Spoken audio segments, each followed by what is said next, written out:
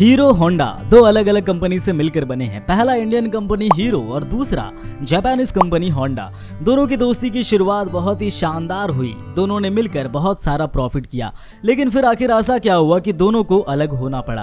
किसने किसको धोखा दिया, हीरो ने या होंडा ने? और अलग होने के बाद आज दोनों किस पोजीशन पर है, जानेंगे ये सब, तो बने रहिए वीडियो के एंड तक। नमस्कार दोस्तों, मैं रविशंकर एक बार फिर से आपका स्वागत करता हूँ आपके अपने यूट्यूब चैनल स्मार्ट स्टडी में। हीरो होंडा एक ऐसा नाम जो शायद ही किसी ने ना सुना हो, चाहे वो बाइक प्रेमी हो या ना हो, खासकर वो जिन्होंने 90s में जन्म लिया है। हीरो होंडा का क्रेज वो अच्छे से जानते हैं, लेकिन देश की सबसे सस्ती मोटरसाइकिल देने वाली कंपनी हीरो होंडा अब दो अलग अलग ब्रांड है। जानेंगे दोनों की अलग होने की वजह, लेकिन उससे पहले जानते हैं दोनों की पार्टनरशिप की कहानी को। शुरुआत करते हैं हीरो से। इसकी फाउंडेशन ब्रिज मोहन लाल मुंजल ने 1956 में की थी। शुरुआत में ये सिर्फ साइकिल मैन्युफैक्चर करती थी। 29 सालों में हीरो साइकिल बनाने वाली सबसे बड़ी कंपनी बन गई और अपने साइकिल को बाहर देशों में एक्सपोर्ट भी करने लगे। 1996 तक हीरो एक दिन में 18,500 साइकिल मैन्युफैक्चर करने लगी, जो पूरे वर्ल्ड में किसी भी कंपनी ने नहीं किया, और इसलिए पूरे वर्ल्ड में सबसे ज्यादा साइकिल मैन्युफैक्चरिंग करने के लिए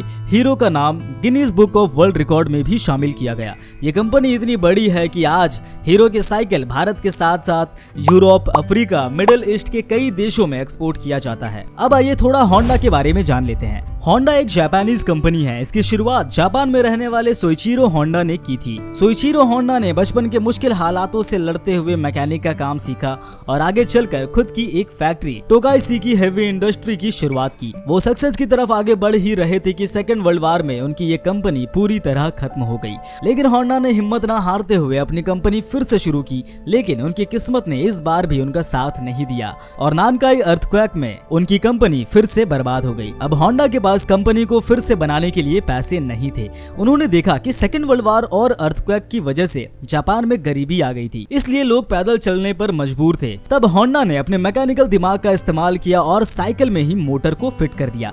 ये लोगों के लिए उनके बजट में था, इसलिए उनकी डिमांड दिन पे दिन बढ़ती चली गई और यहाँ से उनकी लाइफ ने एक नया टर्न लिया। उनकी खुद की company Honda technical research institute थी, जिसका नाम उन्होंने 1949 में बदलकर होंडा मोटर्स कर दिया। अपने मैकेनिकल एबिलिटीज की वजह से उन्होंने कई सारे व्हीकल लॉन्च किए और 1959 तक होंडा पूरी दुनिया में सबसे बड़ी बाइक मैन्युफैक्चर कंपनी बन गई। दोस्तों, सोइचिरो होंडा की पूरी स्टोरी हमने इस वाले वीडियो पर बताया है। इस वीडियो का लिंक आपको डिस्क्रिप्शन में मिल जाएगा। तो ये तो हो गई दोनों की अपनी अपनी पर्सनल सक्सेस की कहानी। आइए अब जानते हैं दोनों की एक साथ मर्ज होकर काम करने की स्ट्रैटेजी को। तो ये बात उस समय की है जब हीरो वर्ल्ड की सबसे बड़ी साइकिल मैन्युफैक्चर करने वाली कंपनी बन गई थी और साथ ही वो हीरो मैजेस्टिक मॉब्ड भी बना रही थी। इस दौरान मुंजल जी ने देखा कि मार्केट में मोटरसाइकिल की डिमांड बहुत तेजी से बढ़ रही है और इंडिया में मोटरसाइकिल के दो ही ऑप्शन थे, पहला स्कूटर और दूसरा मॉब्ड बाइक। अब मुंजल साहब ने इसमें दिमाग लगाया और किसी विदेशी कंपनी के साथ मिलकर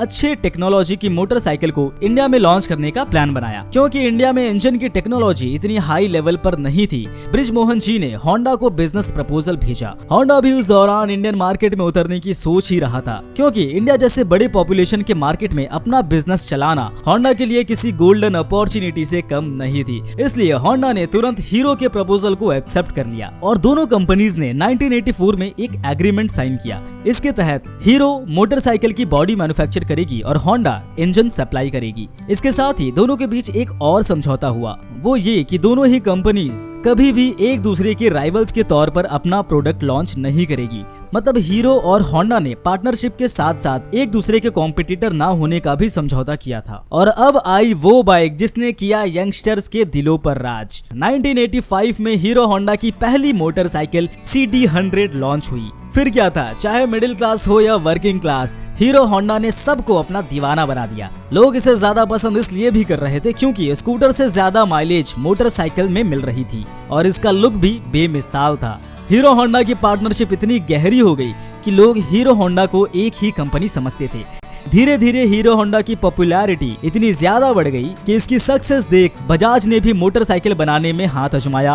वहीं सुजुकी, यामाहा, टीवीएस ने भी देश में एंट्री ले ली। अब हीरो होंडा के कॉम्पिटिटर्स बढ़ गए थे, लेकिन फिर भी अब सब कुछ अच्छा चल रहा था। हीरो होंडा ज्यादा माइलेज और सस्ती बाइक देने के लिए फेमस था, लेकिन कुछ समय बाद एक बुरा दौर आया। जापानी करेंसी में उछाल होने की वजह से स्पेयर्स पार्ट्स महंगे होने लगे। हीरो के लिए सस्ते बाइक्स बनाना दिन पर दिन मुश्किल होता गया, लेकिन हीरो अब भी लोगों को उनके बजट में ही बाइक देना चाहता था और इसलिए हीरो ने लंबे समय तक अपने नुकसान पर लोगों को सस्ती बाइक बेची। लेकिन फिर 1990 में डॉलर का एक्सचेंज प्राइस रेगुलेट होने से कंपनी ने फिर से प्रॉफिट करना शुरू किया और कुछ ही सालों में कंपनी का प्रॉफिट $10 मिलियन को भी पार कर गया। यहाँ ऊपर से तो सब कुछ अच्छा दिख रहा है, लेकिन दोनों कंपनी के इंटरनल सिचुएशन खराब हो रहे थे। दोनों में अनबन का दौर शुरू हो गया था। दरअसल होंडा रशिया और अमेरिका जैसी डेवलप्ड कंट्रीज में अपनी बाइक एक्सपोर्ट कर रही थी, लेकिन जब हीरो होंडा के बाइक को डेवलप्ड कंट्रीज में एक्सपोर्ट करने की बात कही गई तो होंडा इसके लिए बिल्कुल तैयार नहीं हुआ, क्योंकि उसे पता था कि अगर हीरो होंडा इन देशों में आ गई तो वो बाइक जो सिर्फ होंडा की है उसकी सेल कम हो जाएगी। दोनों के बीच धीरे धीरे मतभेद और ज्यादा बढ़ती गई। हीरो भारत, भूटान और बांग्लादेश जैसे पड़ोसी देशों तक सीमित नहीं रहना चाहता था, लेकिन प्रॉब्लम ये थी कि हीरो सिर्फ बाइक की बॉडी मैन्युफैक्चर करता था और इंजन के लिए होंडा पर डिपेंड था। हीरो को ये बात पता था कि होंडा उनकी कंपनी हीरो होंडा को डेवलप्ड कंट्री में कभी भी एक्सपोर्ट करने नहीं देगा,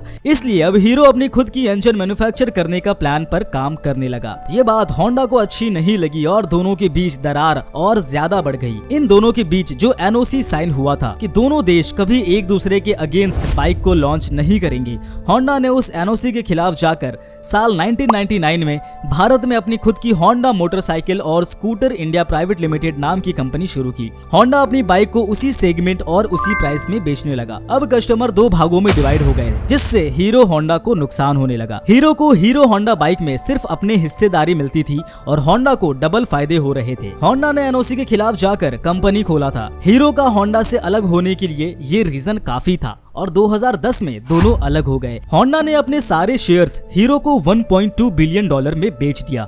हीरो ने अपनी कंपनी का नाम हीरो होंडा से बदलकर हीरो मोटोकॉर्प लिमिटेड कर दिया। दोनों के अलग होने के समय भी एक एग्रीमेंट हुआ था, वो ये कि 2014 तक होंडा हीरो को इंजन का टेक्निकल सपोर्ट करता रहेगा और हीरो को ये परमिशन रहेगी कि वो अपने बाइक्स को 2014 तक हीरो होंडा के नाम से बेच सके और इसके बदले में होंडा को रॉयल्टी बोनस मिलता रहेगा। तो आइए अब जानते हैं कि दोनों एक दूसरे से अलग होने के बाद आज किस पोजीशन पर है।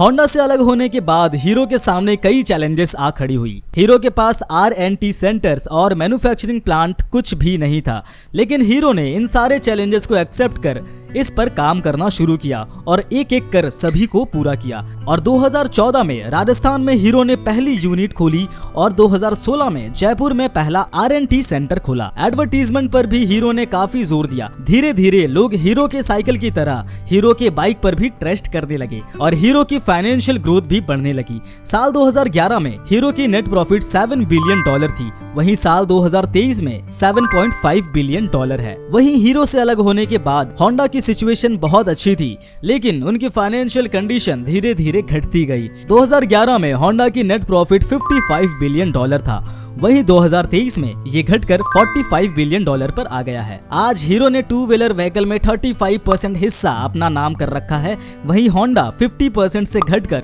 25% पर आ गया है। 2019 में हीरो ने 78 लाख बाइक बेचकर सबसे ज्यादा टू व्हीलर बेचने का वर्ल्ड रिकॉर्ड अपने नाम किया था। यहाँ हम ये कह सकते हैं कि होंडा से अलग होकर हीरो और ज्यादा आगे निकल गया है, क्योंकि हीरो होंडा जब साथ में थी तो 6000 लोग इस कंपनी में जॉब करते थे, लेकिन आज हीरो अकेले 8600 से ज्यादा लोगों को जॉब दे रखा है। दोस्तों, अगर आपको हीरो और होंडा में से किसी एक बाइक को खरीदना हो तो आप कौन सा बाइक खरीदेंगे, ये हमें कमेंट्स में जरूर बताएं। वीडियो इन्फॉर्मेटिव लगा हो तो इसे लाइक करें, चैनल को सब्सक्राइब करें और अपने दोस्तों के साथ जरूर शेयर करें। आज के लिए इतना ही, मिलते हैं अगले वीडियो में, तब तक के लिए नमस्कार।